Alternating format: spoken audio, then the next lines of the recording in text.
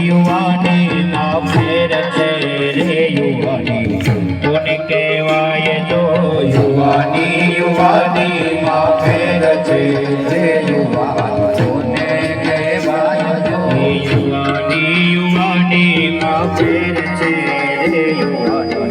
કોને કહેવાય જો યુવાની માં ફેર છે રે યુવાન